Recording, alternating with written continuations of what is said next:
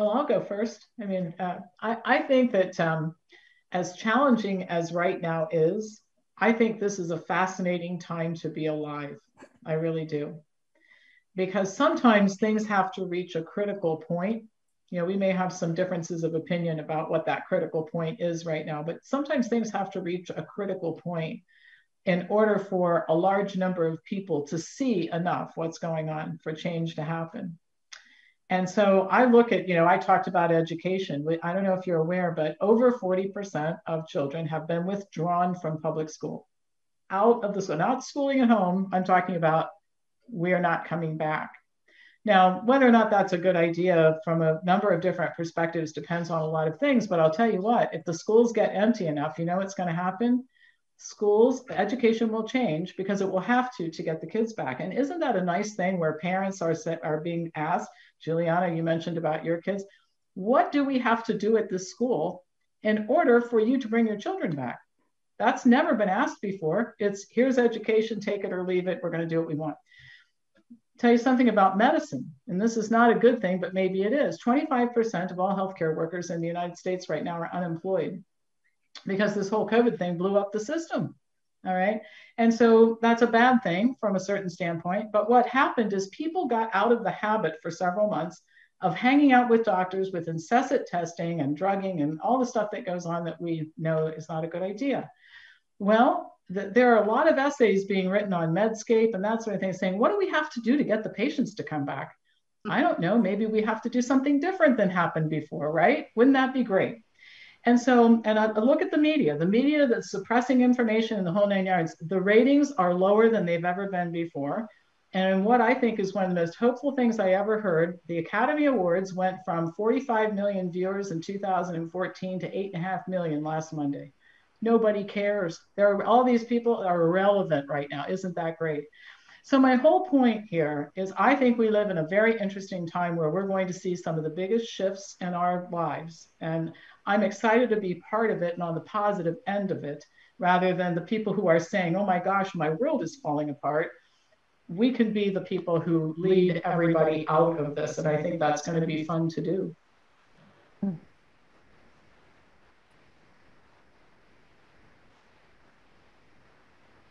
I love that. I just chime in too. I think that's very powerful, Pam. And it's so true because there's so much difficulty right now. There's so many challenges that we've never faced before. And people are seeing things and reprioritizing things and everything has changed. I think it stopped everyone in its tracks. And I agree that you could look at all the stressful, really scary things, or we could focus on all the positive things that are happening, the innovations that are taking place, the connections we're making, and hopefully some positive in the future. And I would encourage everyone to try to focus on that and do the best that we can in the situation and try to look for all that beautiful, empowering, positive stuff that's happening at the same time. I guess I can go next. I really resonate with what Pam said, both of you actually, and I think it is very, very interesting times, and I feel very privileged to live in such interesting times. I feel that we're on the cusp of a major revolution in so many different dimensions, and there's tremendous unrest, there's tremendous polarization. Many people are very confused about what's the truth and what isn't the truth. You know, the things that are called false information are true. The things that are called true information are false. People are so confused. And I think out of the ashes is going to come an awareness that's going to really reach such a huge population that it can't be stopped, a revolution that can't be stopped. And again, grassroots, bottom up, you know, people becoming aware and then becoming empowered to do something about it. Because I think to just get depressed and say the world is hopeless and I just have to go crawl in a hole and die, you know, it's not the right answer. We have the power, you know, we have the capability. If we have the will, we can do it. And we almost even know what to do. I mean, many of us are really realizing what it is we need to do.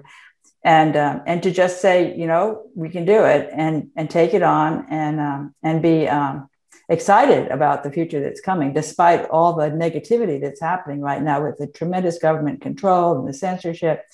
And then all the disinformation that's coming from the mainstream, which is so frustrating with them sort of claiming that it's coming from the other side, is just, people are really, really confused. But I hope that enough people are waking up and realizing and being called to action, and that we will have the strength to do what we need to do to really change this into a very beautiful world with a healthy population, and everybody can thrive.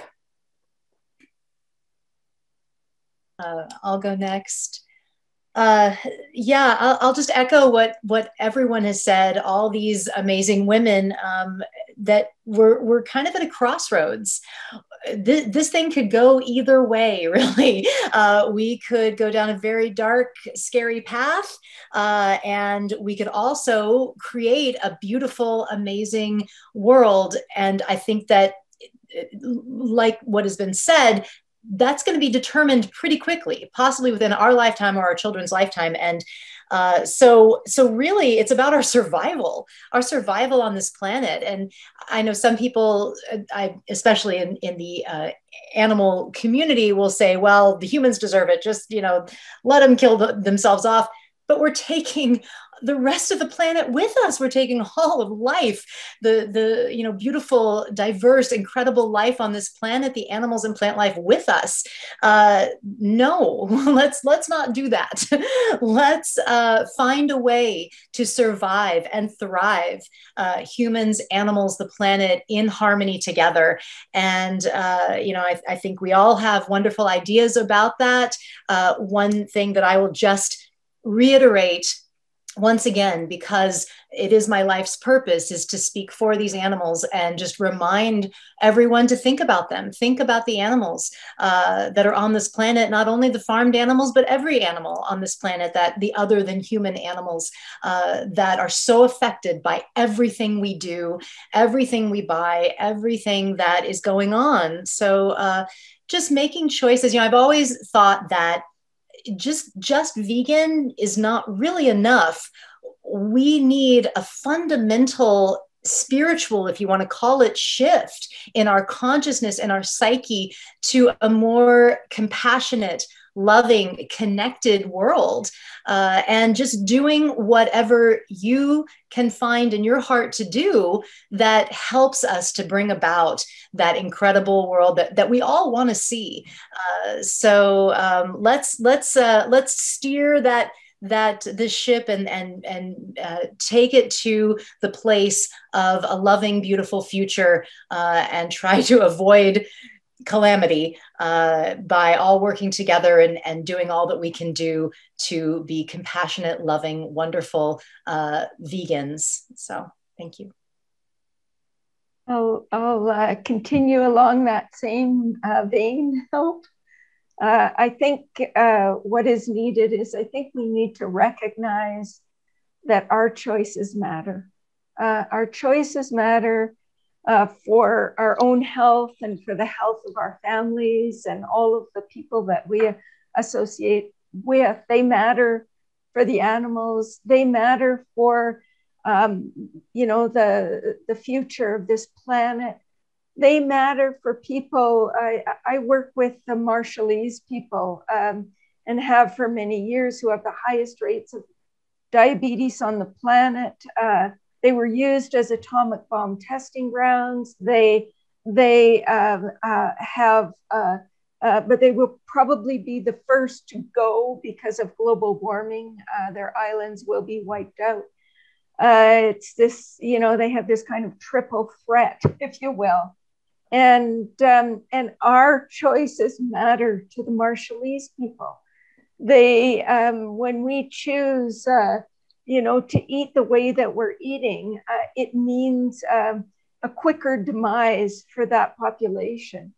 Our choices matter so much, and we need to become more conscious human beings, just recognizing the consequences of every time we spend $1, what that really means. And we need to teach our children to do the same. I think what we've seen and what we learned through COVID is big pharma and governments kind of I was thinking that something should go this way. And I think what people realize is that this is more or less showing survival of the fittest. But then we realized now there's so many of us that are not fit. There's so many of us that have diseases, and we're, whatever we think COVID came from, but obviously it's a synthetic pathogen and our bodies did not make it. So what happened is that now we became much more compassionate about people that we could help, and we could help them to have fitness. And, you know, here at the Institute, that's what we are about, like get you to be fit. They said, even if I lose 5% of my weight, 5%, I have 60% greater chance to even survive this synthetic pathogen. So I think what we're seeing is it kind of flipped back in not the way that the governments and big pharma had planned it, because that's what I believe happened. And you can believe what you think, but if one day you'll see, one day the truth will come out.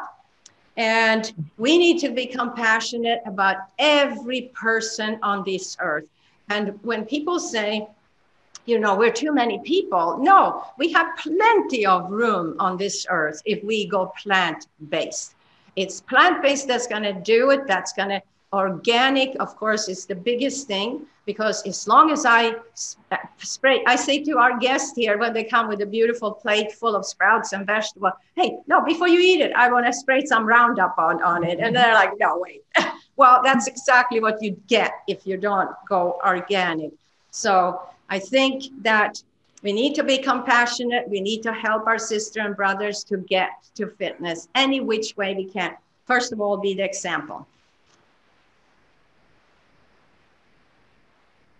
There is a worldwide movement towards safe technology, and I hope that people are inspired to take some actions on this issue. In the United States, there are city councils like Hawaii County, Farragut, Tennessee, and on our website we have the list every time someone gives us a city that has passed a Stop 5G resolution or a resolution to address some of the accountability issues related to technology, like there needs to be an environmental review by the FCC on this issue, or our locality needs to do adequate environmental review before we roll out all of these cell towers and devices.